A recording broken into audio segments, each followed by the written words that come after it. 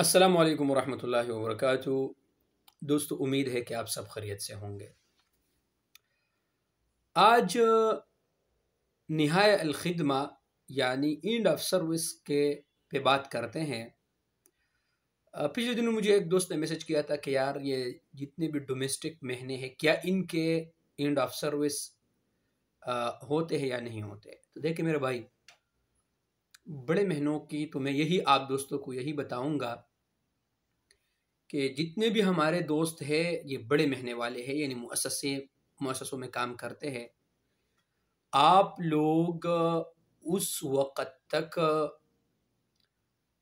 खुरुज निहाई या इसके अलावा जितने भी आपके यानी पाकिस्तान जाने के कागज़ात है, मतलब खुरुज निहाई वग़ैरह, उस वक़्त तक आप खुरुज निहाई का न कहे अपने कंपनी को, जब तक आपका जितने भी एंड ऑफ सर्विस है आपके का जितने भी पुराने आपके जितने भी पैसे जमा हुए हैं वो आपका क्लियर ना हो।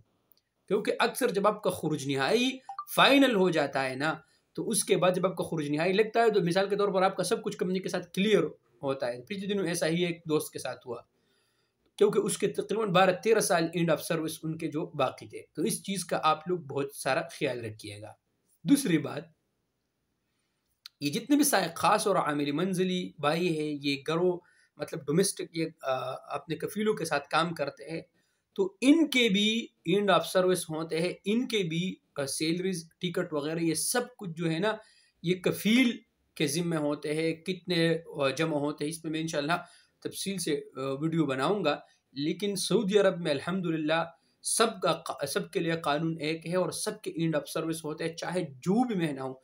सबके लिए छुट्टी है, हफ्तावार छुट्टी है, महीने में छुट्टी है, साल में छुट्टी है, काम के लिए औकात है। तो आप सब दोस्त इन चीज़ों का ख्याल रखिए। शुक्रिया।